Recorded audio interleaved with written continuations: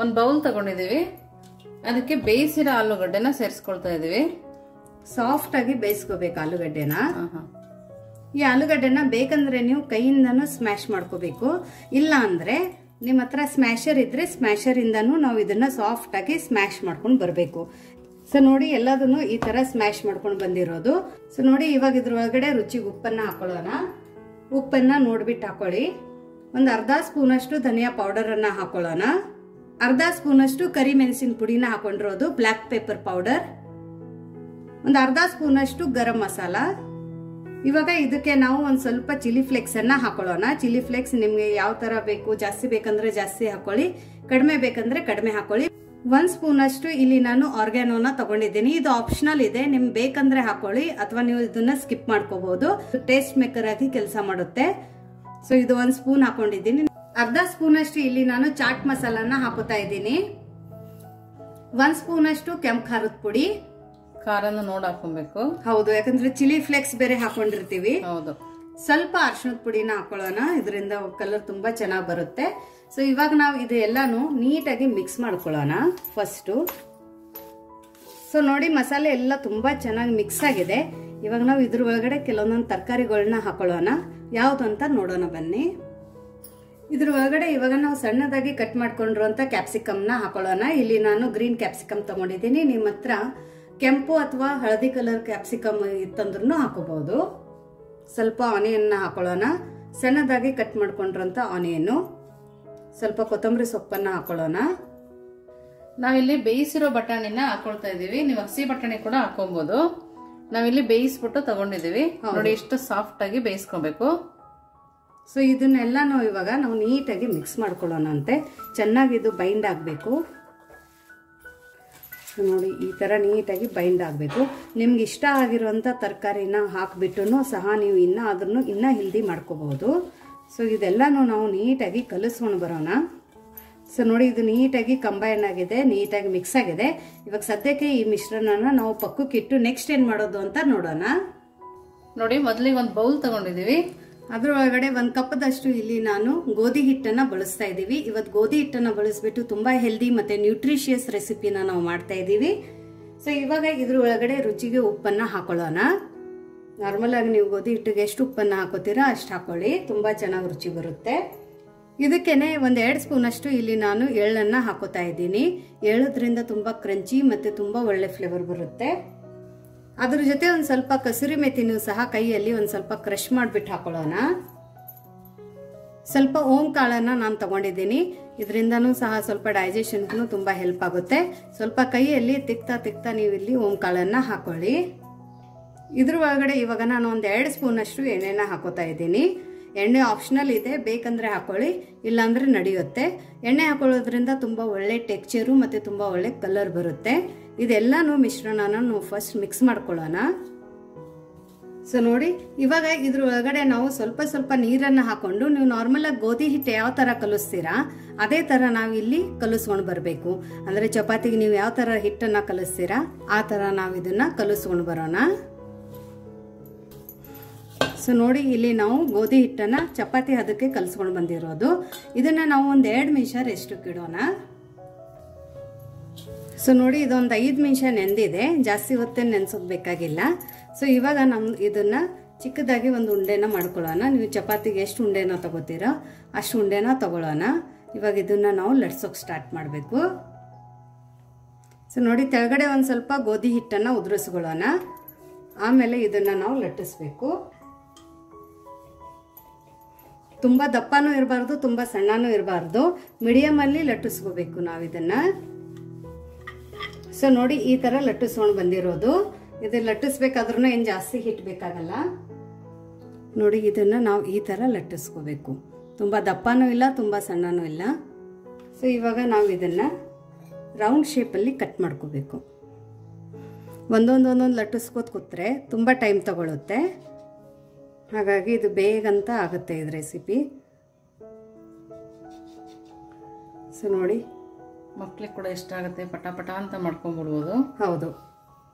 So ಇವಾಗ ಈ ತರ ನಾವು ತಕ್ಕೋಬೇಕು. ಸೊ ನೋಡಿ ಎಲ್ಲದನ್ನು ಈ ತರ ಲಟ್ಟಿಸ್ಕೊಂಡು ಬಂದಿರೋದು. ನಮ್ಮ ಫಡ್ಡಿನ ಮನೆ ಯಾವ ಸೈಜಲ್ಲಿ ಇರುತ್ತೆ ಆ ಸೈಜಲ್ಲಿ ನೀವು ಇದನ್ನು ಲಟ್ಟಿಸ್ಕೊಂಡು ಬನ್ನಿ. ಇವಾಗ ಏನು ಮಾಡೋದು ಅಂದರೆ ನಾವು ಇಲ್ಲಿ ಪೊಟ್ಯಾಟೊ ಸ್ಟಫಿಂಗನ್ನು ಏನು ಮಾಡ್ಕೊಂಡಿದ್ವಿ ಅಲ್ಲ, ಇದ್ರದ್ದೊಂದು ಚಿಕ್ಕದಾಗಿ ಉಂಡೆನ ಮಾಡ್ಕೊಳ್ಳೋಣ. ಸೊ ನೋಡಿ, ಈ ಥರ ಚಿಕ್ಕದಾಗಿ ಉಂಡೆ ಮಾಡಿಕೊಂಡು ಇದ್ರ ಮೇಲ್ಗಡೆ ಒಂದು ಸ್ವಲ್ಪ ಚೀಸನ್ನು ಇಟ್ಬಿಟ್ಟು ಇದನ್ನು ನಾವು ರೌಂಡಲ್ಲಿ ಕ್ಲೋಸ್ ಮಾಡ್ಕೋಬೇಕು. ಸೊ ಕಡಿಮೆ ಎಣ್ಣೆಯಲ್ಲಿ ತುಂಬ ಹೆಲ್ದಿ ರೆಸಿಪಿ, ನ್ಯೂಟ್ರಿಷಿಯಸ್ ರೆಸಿಪಿನ ಯಾವ ಥರ ಮಾಡೋದು ಅಂತ ನೋಡಿದ್ದೀರಲ್ಲ. ಸೊ ನೋಡಿ, ಇದನ್ನು ಈ ಥರ ನಾವು ಕ್ಲೋಸ್ ಮಾಡ್ಕೋಬೇಕು. ಕ್ಲೋಸ್ ಮಾಡಿಕೊಂಡು ಇದು ಎಕ್ಸ್ಟ್ರಾ ಇದ್ದಿರೋದು ಹಿಟ್ಟನ್ನು ನಾವು ತಕ್ಕೋಬಹುದು. ಆಮೇಲೆ ಮತ್ತೆ ಕ್ಲೋಸ್ ಮಾಡಿ ಇದನ್ನು ರೌಂಡಲ್ಲಿ ಟರ್ನ್ ಮಾಡ್ಕೊಳ್ಳೋಣ. ಸೊ ಎಲ್ಲದನ್ನೂ ನಾವು ಇದೇ ಥರ ಮಾಡ್ಕೊಂಡು ಬರೋಣ.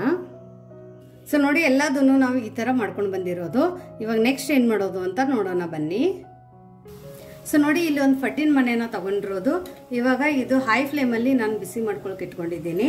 ಇದ್ರೊಳಗಡೆ ಒಂದು ಸ್ವಲ್ಪ ಎಣ್ಣೆನ ಹಾಕೊಳ್ಳೋಣ. ಸೊ ನೋಡಿ, ಇವಾಗ ನಾವು ಮಾಡ್ಕೊಂಡಿರೋಂಥ ಈ ಗೋಧಿ ಹಿಟ್ಟಿನ ಬಾಲ್ಸನ್ನು ಇದ್ರೊಳಗಡೆ ಇಟ್ಕೊಳ್ಳೋಣ. ನನ್ನ ಫಡ್ಡಿನ ಮನೆ ತುಂಬ ದೊಡ್ಡದಾಗಿದೆ, ಹಾಗಾಗಿ ನಾನು ದಪ್ಪ ಮಾಡ್ಕೊಂಡಿದ್ದೀನಿ. ಇವಾಗ ಫ್ಲೇಮನ್ನು ನಾವು ಮೀಡಿಯಮಲ್ಲಿ ಇಟ್ಕೊಂಡು ಇದನ್ನು ನಾವು ಮೇಲ್ಗಡೆ ಒಂದು ಸ್ವಲ್ಪ ಎಣ್ಣೆನ ಹಾಕೊಳ್ಳೋಣ. ನಾವು ಮೇಲೆ ಎಣ್ಣೆ ಹಾಕೋದ್ರಿಂದ ಕಲರ್ ಕೂಡ ಚೆನ್ನಾಗಿ ಬರುತ್ತೆ, ತುಂಬ ಚೆನ್ನಾಗಿ ಬರುತ್ತೆ. ಆಮೇಲೆ ಬೇಯುತ್ತೆ ಆಶಾ. ಹೌದು, ಬೇಗ ಬೇಯುತ್ತೆ. ಸೊ ಕಡಿಮೆ ಎಣ್ಣೆಯಲ್ಲಿ ಮಾಡ್ಕೊಳ್ಳೋಂಥ ಒಂದು ರೆಸಿಪಿ. ಯಾವಾಗಲೂ ನಾವು ಡೀಪ್ ಫ್ರೈ ಮಾಡ್ತೀವಿ, ಶಾಲೋ ಫ್ರೈ ಮಾಡ್ತೀವಿ. ಹೌದು, ಹಾಗಾಗಿ ಇದು ಬರೀ ನೀವು ನಾನ್ ಸ್ಟಿಕ್ ಪ್ಯಾನ್ ಇದ್ರೆ ಮಾತ್ರ, ನಾನ್ ಸ್ಟಿಕ್ದು ಫಡ್ಡಿನ ಮನೆಗಿದ್ರೆ ನೀವು ಬರೀ 1 ಡ್ರಾಪ್ ಎಣ್ಣೆಯಲ್ಲಿ ಸಹ ಈ ರೆಸಿಪಿನ ಮಾಡ್ಕೋಬಹುದು. ಸೊ ನೋಡಿ, ಇವಾಗ ಇದನ್ನ ನಾವು ಈ ಥರ ಟರ್ನ್ ಮಾಡ್ಕೋಬೇಕು.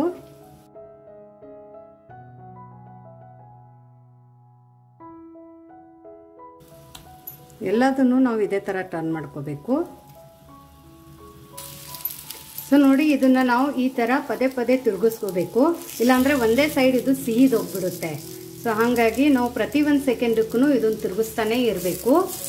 ಇದ್ರ ಒಳಗಡೆ ಯಾವುದೇ ಥರ ಸೋಡಾ ಆಗಲಿ, ಏನೋ ಆಗಲಿ, ಮೊಸರಾಗಲಿ ನಾವು ಬಳಸಿಲ್ಲ. ಹಾಗಾಗಿ ಇದು ನ್ಯಾಚುರಲ್ ಆಗಿ ಸ್ವಲ್ಪ ಬೇಯೋಕೆ ಟೈಮ್ ತಗೊಳುತ್ತೆ, ಯಾಕಂದರೆ ಗೋಧಿ ಹಿಟ್ಟಿದೆ. ಇದು ನಮಗೆ ರೆಡಿಶ್ ಬ್ರೌನ್ ಆಗೋ ತನಕನೂ ಇದನ್ನು ನಾವು ರೋಸ್ಟ್ ಮಾಡ್ಕೋಬೇಕು. ತುಂಬ ಹೆಲ್ದಿ, ತುಂಬ ನ್ಯೂಟ್ರಿಷಿಯಸ್ಸು. ನೀವು ಆಲೂಗಡ್ಡೆ ಸ್ಟಫಿಂಗ್ ಒಳಗಡೆ ಪಾಲಕು ಮತ್ತೆ ಪನೀರನ್ನು ಸಹ ತುರಿದ್ಬಿಟ್ಟು ಮತ್ತೆ ಹೆರ್ಚಿಬಿಟ್ಟು ಹಾಕೋಬಹುದು, ಇನ್ನೂ ಹೆಲ್ದಿ ಆಗಿರುತ್ತೆ. ಈ ತರ ಮಾಡ್ಕೊಳ್ಳಿಲ್ಲ ಅಂದ್ರೆ ಸ್ವಲ್ಪ ಲಟ್ಟಿಸ್ಬಿಟ್ಟು ಬೇಯಿಸ್ಕೊಬಹುದಲ್ವಾ? ಹೌದು, ಅದು ಪರಾಟ ಆಗುತ್ತೆ. ಕೆಲವರು ಈ ತರ ಬೇಡ ಅರ್ಜೆಂಟ್ ಇರುತ್ತೆ ಅಂದ್ರೆ ಆ ತರ ಕೂಡ ಮಾಡ್ಕೋಬಹುದು. ಸೊ ಇದು ಫುಲ್ ಇನ್ನ ರೆಡಿಶ್ ಹಾಕ್ಬೇಕು. ಸೊ ನೋಡಿ, ಎಲ್ಲದನ್ನು ಈ ತರ ನಾವು ಫ್ರೈ ಮಾಡ್ಕೊಂಡು ಬಂದಿದ್ದೀವಿ. ಸೊ ನೋಡಿ, ಎಲ್ಲದನ್ನು ಈ ತರ ಇವಾಗ ಬೈದಿದೆ. ಫ್ರೈ ಮಾಡ್ಕೊಬೇಕು, ಸುತ್ತಾನು ಫ್ರೈ ಮಾಡ್ಕೋಬೇಕು ಇದನ್ನ. ಸೊ ನೋಡಿ, ಈ ತರ ಫ್ಲೇಮನ್ನು ಮಾತ್ರ ಮೀಡಿಯಮಲ್ಲಿ ಇಟ್ಕೊಂಡೆ ನೀವು ಇದನ್ನ ಫ್ರೈ ಮಾಡ್ಕೊಳ್ಳಿ. ಸೊ ಕಡಿಮೆ ಎಣ್ಣೆಯಲ್ಲಿ ಹೆಲ್ದಿ ರೆಸಿಪಿನ ಯಾವ ಥರ ಮಾಡೋದು ಅಂತ ನೋಡಿದ್ರಲ್ಲ. ಬರೀ ಗೋಧಿ ಹಿಟ್ಟು ಮತ್ತು ಅವೈಲೇಬಲ್ ಕ್ಯಾಬೇಜ್ ಇದ್ದರೆ ಕ್ಯಾಬೇಜಿಂದನೂ ಸಹ ನೀವು ಈ ರೆಸಿಪಿನ ಮಾಡ್ಕೋಬೋದು. ಆಲೂಗಡ್ಡೆ ಇಲ್ಲ, ನಾವು ಆಲೂಗಡ್ಡೆ ತಿನ್ನಲ್ಲ ಅಂದ್ರೂ ಬೇರೆ ತರಕಾರಿಗಳಿಂದನೂ ನೀವು ಈ ಥರ ಒಂದು ಹೆಲ್ದಿ ರೆಸಿಪಿನ ಮಾಡ್ಕೊಂಡು ತಿನ್ಬೋದು. ಸೊ ನೋಡಿ, ಇವಾಗ ಇದೆಲ್ಲ ಫ್ರೈ ಆಗಿದೆ. ಇವಾಗ ನಾನು ಫ್ಲೇಮನ್ನು ಆಫ್ ಮಾಡಿದ್ದೀನಿ. ಆಫ್ ಮಾಡಿಬಿಟ್ಟು ಇವಾಗ ನಾವು ಇದನ್ನು ತಕ್ಕೊಳ್ಳೋಣ. ಎಲ್ಲದನ್ನು ಒಂದು ಪ್ಲೇಟಿಗೆ ಹಾಕೊಳ್ಳೋಣ. ನೋಡಿ ಎಷ್ಟು ಟಮ್ ಅಂತ ಒಬ್ಬಿದೆ ನೋಡಿ, ಬಲೂನ್ ಥರ. ಸೊ ಇವಾಗ ನಾವು ಈ ಫಡ್ಡನ್ನು ಸರ್ವ್ ಮಾಡೋಣ. ಸೊ ನೋಡಿ, ನಮ್ಮದು ಬಿಸಿ ಗೋಧಿ ಹಿಟ್ಟಿನ ಫಡ್ ರೆಡಿಯಾಗಿದೆ. ತುಂಬ ಹೆಲ್ದಿ, ತುಂಬ ನ್ಯೂಟ್ರಿಷಿಯಸ್. ನೀವು ಇದನ್ನು ಒಂದು ದಿವಸ ಮಾರ್ನಿಂಗಕ್ಕೆ ತಿಂದ್ಬಿಟ್ರೆ ಇಡೀ ದಿನ ನಿಮಗೆ ಹಸಿವಾಗಲ್ಲ, ಅಷ್ಟು ಹೆಲ್ದಿ ರೆಸಿಪಿ ಇದೆ. ಇವನ್ ಮಕ್ಕಳಿಗೆ ಲಂಚ್ ಬಾಕ್ಸ್ಗೂ ಸಹ 1 ಸ್ಪೂನ್ ಎಣ್ಣೆಯಲ್ಲಿ ಮತ್ತು ಗೋಧಿ ಹಿಟ್ಟಿಂದ ಈ ಥರದ ಒಂದು ರೆಸಿಪಿನ ನೀವು ಮಾಡಿಕೊಡ್ಬೋದು. ಎಣ್ಣೆಯಲ್ಲಿ ಕರಿಯೋಂಗಿಲ್ಲ, ಶಾಲೋ ಫ್ರೈ ಮಾಡೋಂಗಿಲ್ಲ. ಸೊ ಆರಾಮಾಗಿ ಈಸಿಯಾಗಿ ಕಡಿಮೆ ಇಂಗ್ರೀಡಿಯೆಂಟ್ಸಲ್ಲಿ ಮನೆಯಲ್ಲಿರುವಂಥ ಇಂಗ್ರೀಡಿಯೆಂಟ್ಸ್ನ ಬಳಸಿಬಿಟ್ಟು ಇಟ್ಟು ಹೆಲ್ದಿಯಾಗಿ ರೆಸಿಪಿನ ಯಾವ ಥರ ಮಾಡೋದು ಅಂತ ನೋಡಿದ್ರಲ್ಲ.